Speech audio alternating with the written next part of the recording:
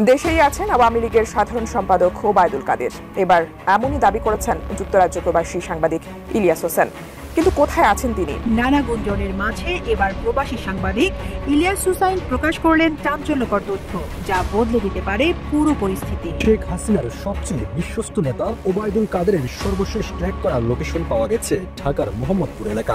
এমন সংবাদের পর বিভিন্ন মহলে আবারও নতুন করে আলোচনায় আসে ওবায়দুল কাদের। শেখ হাসিনার 15 বছরের শাসনামলে গণমাধ্যমে বিভিন্ন বক্তব্য দিয়ে আলোচনায় থাকতেন হাসিনা সরকারের সাবেক এই মন্ত্রী।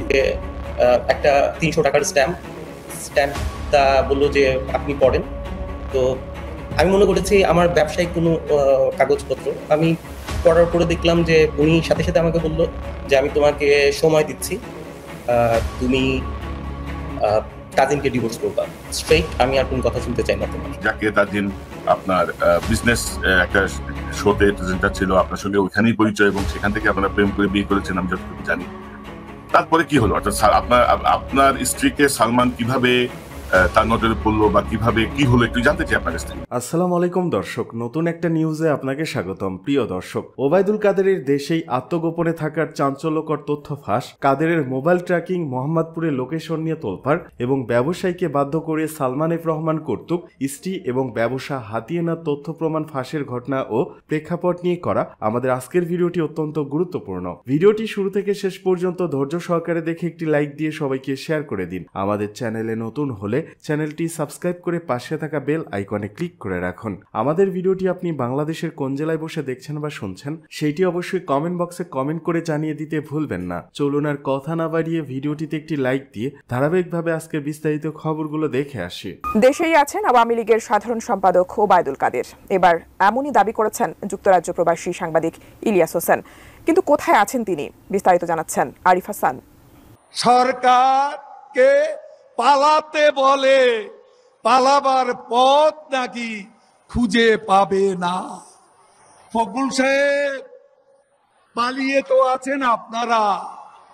তারেক রহমান আর রাজনীতি করবে না, মুসলেকা দিয়ে পালিয়েছে লন্ডনে।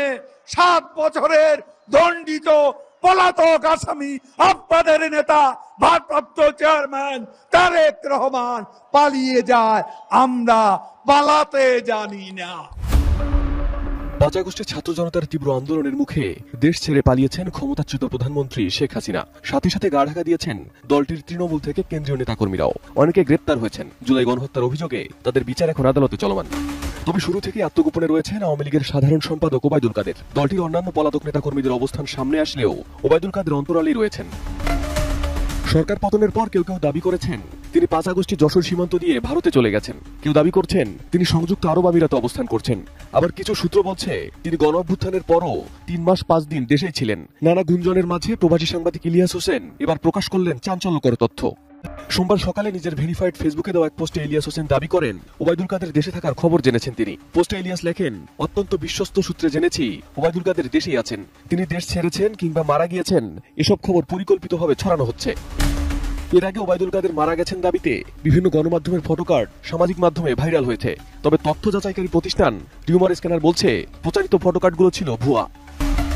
প্রতিষ্ঠানটি এক প্রতিবেদনে জানায় ওবায়দুল কাদের মারা গেছেন দাবিতে উক্ত গণমাধ্যমগুলো কোনো ফটোকার্ড কিংবা সংবাদ প্রকাশ করেনি, বরং সেসব গণমাধ্যমগুলোর ডিজাইন নকল করে আলোচিত ফটোকার্ডগুলো প্রচার করা হচ্ছে। এর আগে বিভিন্ন গণমাধ্যমে বলা হয় জটিলতা এড়াতে দিল্লিতেই থাকতে পারেন ওবায়দুল কাদের। কেউ কেউ এখনো বলছেন কয়েক দফা সীমান্ত পার হওয়ার চেষ্টা করেও ব্যর্থ হয়েছেন তিনি। গত 5 আগস্ট আওয়ামী লীগ সরকারের পতনের পর দলটির বড় এবং মধ্যম সারির অনেক নেতা পালিয়ে ভারতে আশ্রয় নিয়েছেন। অন্যদিকে দলটির প্রধান পতিত স্বৈরশাসক শেখ হাসিনা অবস্থান করছেন ভারতে। ফলে কার্যত ভারতে বসেই আওয়ামী লীগ নেতারা তাদের দলীয় কার্যক্রম চালাচ্ছেন। সক্রিয় রাজনীতিতে ফিরতে এখন দেশের অভ্যন্তরে থেকে যাওয়া আওয়ামী লীগের নেতাকর্মীদের মনোবল চাঙ্গা করার চেষ্টা করে যাচ্ছেন সেসব আওয়ামী লীগের নেতারা। শেখ হাসিনার সবচেয়ে বিশ্বস্ত নেতা ওবায়দুল কাদেরের সর্বশেষ ট্র্যাক করা লোকেশন পাওয়া গেছে ঢাকার মোহাম্মদপুর এলাকা। এমন সংবাদের পর বিভিন্ন মহলে আবারও নতুন করে আলোচনায় আসে ওবায়দুল কাদের। শেখ হাসিনার 15 বছরের শাসনামলে গণমাধ্যমে বিভিন্ন বক্তব্য দিয়ে আলোচনায় থাকতেন হাসিনা সরকারের সাবেক এই মন্ত্রী।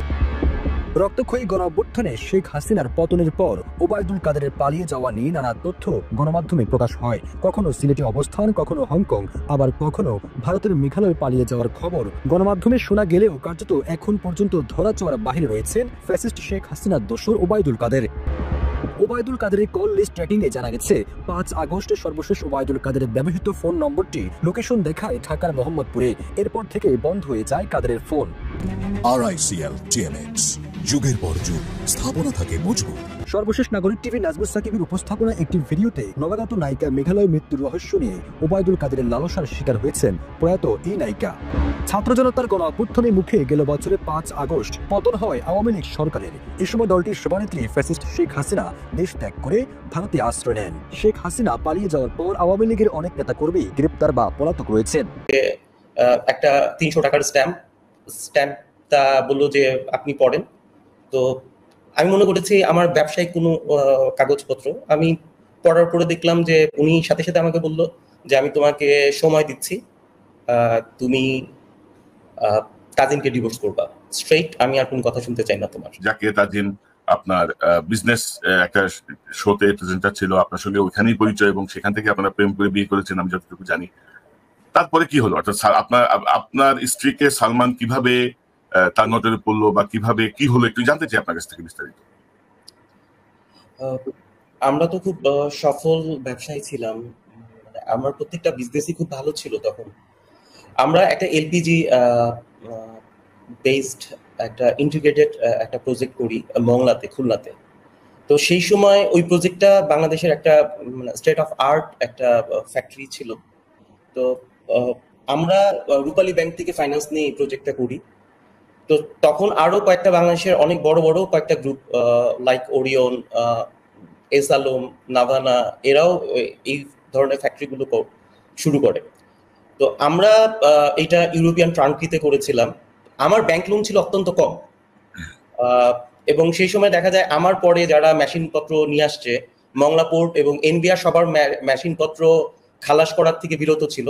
কারণ সবার এনবিআর এর কথা ছিল, মংলা পোর্ট অথরিটির কথা ছিল যে ইন্ডেক্স যে জায়গার থেকে, যে কোম্পানির থেকে মেশিনারিজ নিয়ে আসছে সেটার দাম যদি ৩৬ কোটি টাকা হয়, আপনারা একই ক্যাপাসিটির মেশিন নিয়ে আসছেন, একই কোম্পানি, সুইডেনের একই কোম্পানি থেকে, আপনাদের মেশিন ভ্যালু কিভাবে ১৫০, ২০০, ৪০০, ৫০০ কোটি টাকা হলো।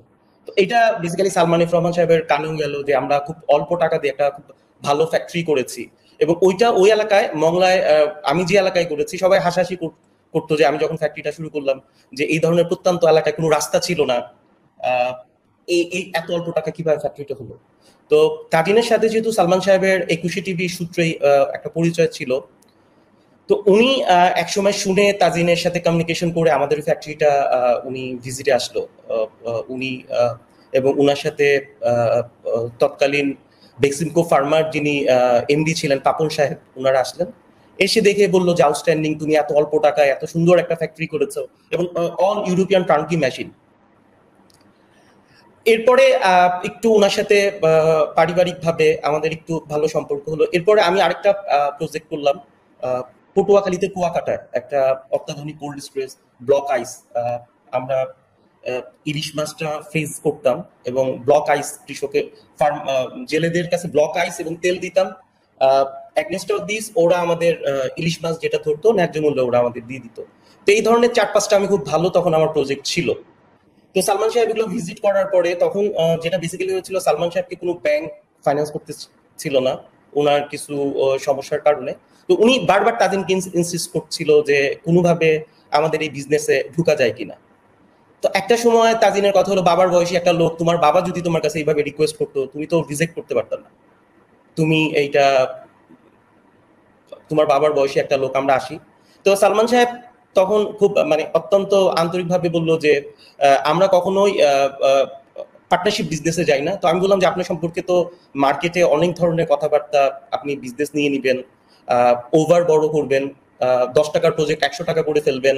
বললো না, এটা তোমার সাথে কোনোদিন কখনো কোনোভাবে হবে না। এইভাবেই বেসিক্যালি ওনার সাথে ব্যবসায়িকভাবে আমার পরিচয়টা শুরু হলো। এরপরে মূল সমস্যাটা হলো যখন আমরা রূপালী ব্যাংক থেকে লোনটাকে ন্যাশনাল ব্যাংক উনি নিয়ে গেলেন। ন্যাশনাল ব্যাংকে যখন উনি লোনটা নিয়ে গেলেন, তখন যে জিনিসটা হলো, আমি খুব প্রচন্ডভাবে আপত্তি করলাম যে আমাদের প্রজেক্ট ভ্যালু যেটা ছিল, মানে একটা বিজনেস ফিজিবল হওয়ার জন্য যে পরিমাণ লোন দরকার, উনি লোনগুলো অনেক বেশি নেওয়া শুরু করলেন ব্যাংকগুলোর থেকে।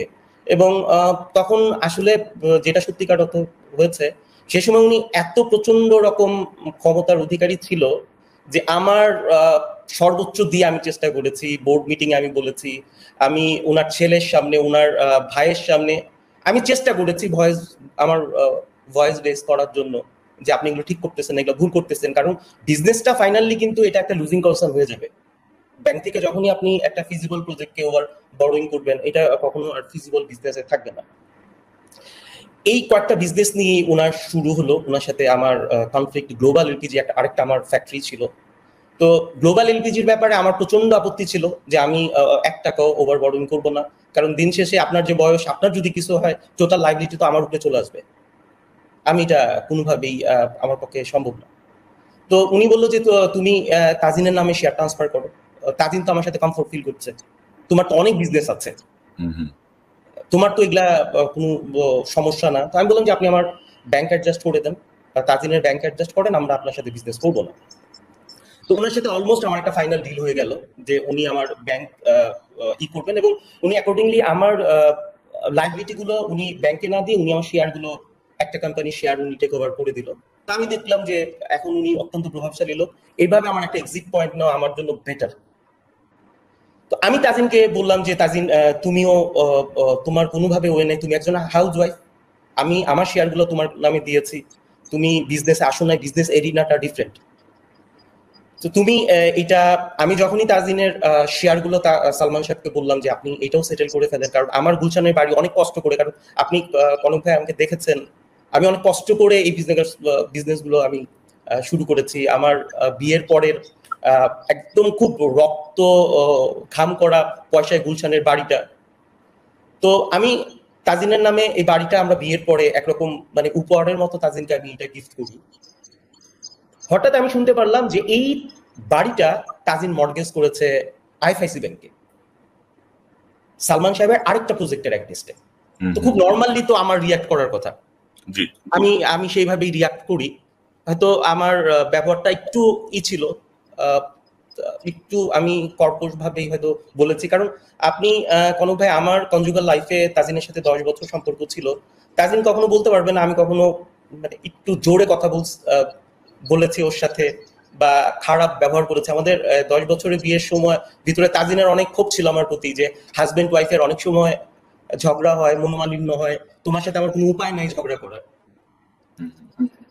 হঠাৎ এর ভিতরে একদিন সালমান সাহেব ওনার অফিসে আমাকে ডাকলো। এর ভিতরে কিন্তু সালমান সাহেবের সাথে আমার যেটা হয়েছে, আমার প্রচন্ড রকম সমস্যা হয়েছে, কিন্তু এটা অফিসের ভিতরে, বোর্ড মিটিং এর ভিতরে। ওনার একজন গ্রুপ ডিরেক্টর ছিলেন সেই সময়, উনিও সালমান সাহেবকে বলেছে যে মুনির তো, সম্ভবত ভদ্রলোকের নাম আজমল কবির, ওনার গ্রুপ ডিরেক্টর, যে আপনি মুনির ঠিক কথা বলছে, আপনি এগুলো করতেছেন। এবং আমি কিন্তু যেটা হয়েছে, আমি এক পর্যায়ে বিরক্ত হয়ে বলছি যে আপনি নামাজ পড়ার দরকারটা কি আপনার? আপনি নামাজও পড়তেছেন, মিথ্যা কথাও বলতেছেন, আপনি ব্যবসায়িক কাজগুলো ঠিক করতেছেন না। তো হঠাৎ এর ভিতরে উনি একদিন আমাকে ডাকলো। এখন যিনি বাংলাদেশ সুপ্রিম কোর্টের বার কাউন্সিলের জেনারেল সেক্রেটারি, শাহ মঞ্জুর ভদ্রলোকের নাম, উনি সালমান সাহেবের পার্সোনাল লয়ার, উনি উপস্থিত ছিলেন। তো উনি আমাকে একটা 300 টাকার স্ট্যাম্পটা বললো যে আপনি পড়েন। তো আমি মনে করেছি আমার ব্যবসায়িক কোনো কাগজপত্র। আমি পড়ার পরে দেখলাম যে উনি সাথে সাথে আমাকে বললো যে আমি তোমাকে সময় দিচ্ছি, তুমি তাজিনকে ডিভোর্স করবা স্ট্রেইট, আমি আর কোনো কথা শুনতে চাই না তোমার অনেক বেয়াদবি, তোমার আপনি তো জানেন উনি বাংলা একটু ভেঙে ভেঙে বলে, তোমার অনেক বেয়াদবি, তোমার অনেক উদ্ধত্তপনা আমি সহ্য করেছি, নো ওয়ে, তুমি এখন এই মুহূর্তে তোমার বাসার থেকে বের হয়ে যাবা, কারণ বাড়িটা এখন তোমার না, এটা আইএফআইসি ব্যাংকে মর্টগেজ করা তোমার বাড়ি, আর বাড়ি তোমার হলো তাজিনের নামে, এখন তুমি স্ট্রেইট হয়ে বের হয়ে যাবা। এর ভিতরে তো আমি বললাম যে দেখেন, আমার সাথে যদি আমার কোনো সমস্যা থাকে, পার্সোনাল সমস্যা থাকে, আমার ফ্যামিলি আছে, তাজিনের ফ্যামিলি আছে, কারণ তাজিনের বাবা মা কিন্তু বিয়ের পরে আমার বাসায় তাজিনের বাবা মাকে আমি রাখতাম, তাজিনের ভাইও আমার বাসায় থাকতো। আমি আসলে আমার শিক্ষা, আমার ফ্যামিলির যে ব্যাকগ্রাউন্ড, কাউকে অসম্মান করা বা কাউকে ছোট করার মন মানসিকতা আমার ফ্যামিলি আমাকে দেয়নি। আমি ওইভাবে গ্রুমড হইনি। তো আমি আসলে আমি কেউ কাছে বলতেও পারছি না যে আমি সালমান এফ রহমানের এগেইনস্টে আমি কিছু বলবো, এটা বিশ্বাসযোগ্য না। জি, এটা কেউ বিশ্বাস করবে না। উনার বয়স, উনার সামাজিক অবস্থান, আমি তো এই গুরুত্বের বিষয়টা আসার পরে আপনি কি তাজিনের সঙ্গে কথা বললেন? তাজিন কি বলে বা তার ইয়ে কি? তাজিম যেটা করলো ওই দিনই, আমি ওমরা হজ করার জন্য আমি আমার অফিসের আমার যিনি ব্যক্তিগত সহকারী ছিল, আমি তাকে নিয়ে ওমরা হজ করতে যাই। আমার কাছে মনে হয়েছিল কোনো একটা সমস্যা হতে পারে। তো আমি চিন্তা করছি খুব নর্মালি যে আল্লাহর ঘরে কান্নাকাটি করলে, রসুল করিম সাল্লাল্লাহু আলাইহি ওয়াসাল্লামের রওজা মোবারকে কান্নাকাটি করলে হয়তো এই সমস্যাগুলোর থেকে আমি ওভারকাম করতে পারবো। তো এর আগে যেটা হয়েছে, 1 মাস আগে আমার গুলশানের বাসাটা কাজিন বললো যে আমরা ইন্টেরিয়র করব, আমরা পাশে আরেকটা ফ্ল্যাটে যাই, এর ভিতরে আমরা বাসাটা ইন্টেরিয়রের কাজ কমপ্লিট করে ফেলবো। আমি বললাম ওকে। আমার বাসা ছিল 123 নম্বর রোডে 37 নম্বর বাড়িতে। 124 নম্বর রোডে আমরা একটা ফ্ল্যাটে ওই সময় আমরা শিফট হওয়ার পর ওই বাসার থেকে আমি ওমরা করতে যাই। ওমরা করার পরে আসে, নর্মালি আমি এয়ারপোর্টে গেলে তাজিন আমাকে নিয়ে আসতো, আমার অফিসের লোক সহ। তো আমার যারা সিকিউরিটি ছিল সেই সময় দেখলাম যে তাদের মনটা একটু ভার। আমি বললাম যে আপনার ম্যাডাম বললো ম্যাডাম আসে না। আমি বাসায় যাওয়ার পরে দেখলাম যে খুব তাড়াহুড়া করে চলে যাওয়ার, ওর জাস্ট অর্নামেন্ট গুলো, আর ওই বাসায় আমাদের কোনো বেশি ফার্নিচারও ছিল না। আমরা জাস্ট কিছু সময়ের জন্য ওই বাসায় 124 নম্বর রোডের বাসায় উঠেছিলাম। তো 124 নম্বর রোডে তাজিনের কোনো কিছুই, মানে ওর পার্সোনাল জিনিসগুলা, স্টাফগুলো নিয়ে গেছে। তো আমি মোবাইলে ফোন দিলাম, মোবাইলে ও পিক করতেছিল না। ওর মাকে আমি ফোন দিলাম, ওর মা বললো হ্যাঁ তোমার সাথে খারাপ, ওর একটু রাগ করেছে, 1-2 দিন পরে চলে আসবে, তুমি এটা নিয়ে টেনশন করো না। তার ঠিক আমি আসার ঠিক 1 থেকে 2 ঘন্টা পরে সালমান এফ রহমান সাহেব আমাকে ফোন দেয়। ফোন দিয়ে উনি বলেন যে আমি যেটা বললাম, শাহ মঞ্জুর সহ সুপ্রিম কোর্টের সম্ভবত উনি সাধারণ সম্পাদক এখন, বললো যে এই 300 টাকার স্ট্যাম্পটা পড়েন। তো ওই জায়গায় আমি তখন দেখলাম যে ওনারা খুব প্রচন্ড ভাবে মানে কিছু একটা করবেন। আর সালমান এফ রহমান সাহেব খুব শর্ট টেম্পার্ড লোক, হঠাৎ করে উত্তেজিত হয়ে যান। এই জিনিসটা আমি জানতাম, আমি কাছ থেকে দেখেছি উনি ওনার স্টাফদের সাথে, মানুষের সাথে বা ব্যবসায়ীদের সাথে কিরকম খারাপ ব্যবহার করে।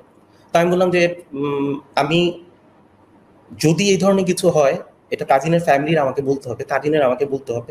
আমি সাহস নিয়েই বলেছি আমি এটা সিগনেচার করব না, কোনোভাবেই আমি করব না। আর ওই জায়গায় একটা কন্ডিশন ছিল যে আমি তাজিনের এগেইনস্টে সোশ্যাল মিডিয়া বা কোনো পত্রিকায় কোনো স্টেটমেন্ট দিতে পারবো না। আমি তাজিনের নামে যেসব শেয়ার ট্রান্সফার করেছি সেগুলো আমি রিক্লেম করতে পারবো না। আর সবচেয়ে ভয়াবহ যেটা ছিল, আমার ছেলের সাথে আমার অ্যাটাচমেন্টটা অত্যন্ত, মানে ও আমার কাছেই রাতে থাকতো, মানে ওর জগৎটা আমাকে নিয়েই ছিল। আমার ছেলের আমি কাস্টডি যেতে পারবো না। মানে এটা আমি, মানে পৃথিবীর কোথাও আছে কিনা, আমি যদি পৃথিবীর সবচেয়ে খারাপ একজন বাবা হই, আমি যদি খুব নিকৃষ্ট একজন মানুষ হই, আমার ছেলের রাইটস থেকে তো কেউ পারে না এটা। আওয়ামী লীগের বিচার না হওয়া পর্যন্ত নির্বাচন হবে না, মন্তব্য সার্জিস আলমের। আওয়ামী লীগের বিচার না হওয়া পর্যন্ত দেশে নির্বাচন হবে না বলে মন্তব্য করেছেন জাতীয় নাগরিক পার্টি এনসিপির উত্তরাঞ্চলের মুখ্য সংগঠক সার্জিস আলম। মঙ্গলবার সকাল 9টার দিকে রাজধানীর রায়েরবাজার বদ্ধভূমিতে ছাত্র জনতার অভ্যুত্থানে শহীদদের কবর জিয়ারত ও দোয়া মোনাজাত শেষে সাংবাদিকদের এ কথা বলেন তিনি। সার্জিস বলেন, যে হাসিনার নির্দেশে এতগুলো হত্যা করা হলো, সেই খুনের বিচার না দেখা পর্যন্ত কিভাবে এদেশের মানুষ ভিন্ন কিছু চিন্তা করে? খুনি হাসিনাকে বাংলাদেশে নিয়ে আসতে হবে, বিচারের মঞ্চে দাঁড়াবে, ফাঁসির মঞ্চে দাঁড়াবে। তিনি বলেন, শেখ হাসিনা ও আওয়ামী লীগের বিচার না হওয়া পর্যন্ত বাংলাদেশের কোথাও মানুষ, কোথাও কোনো রাজনৈতিক দল ভুল করেও যেন নির্বাচনের কথা না বলে। যতদিন না আমরা খুনি হাসিনাকে ওই ফাঁসির মঞ্চে না দেখছি, এই বাংলাদেশে কোনো নির্বাচন হবে না। তিনি আরো বলেন, আমরা রাজপথে ছিলাম, আমার যে ভাইরা রাজপথে জীবন দিয়েছে, আমাদের যে মায়েদের চোখ দিয়ে এখনো কান্না ঝরছে, পানি পড়ছে, আমরা যেন মরার আগে অন্তত খুনি হাসিনার বিচারটা দেখে মরতে পারি। আমরা শুধু আপনাদের কাছে একটা অনুরোধ করতে পারি, আমরা আমাদের জায়গা থেকে মায়েদের পাশে সর্বোচ্চটুকু দিয়ে চেষ্টা করব। উল্লেখ্য, গত 28 ফেব্রুয়ারি বিকেলে রাজধানীর মানিক মিয়া অ্যাভিনিউয়ে বিশাল সমাবেশের মধ্য দিয়ে নতুন রাজনৈতিক দল হিসেবে আনুষ্ঠানিকভাবে যাত্রা শুরু করে জাতীয় নাগরিক পার্টি। এরপর আজ মঙ্গলবার সাভারে জাতীয় স্মৃতিসৌধ ও রায়েরবাজার বদ্ধভূমিতে শ্রদ্ধা নিবেদনের মধ্য দিয়ে রাজনৈতিক কার্যকলাপ শুরু করল এনসিপি।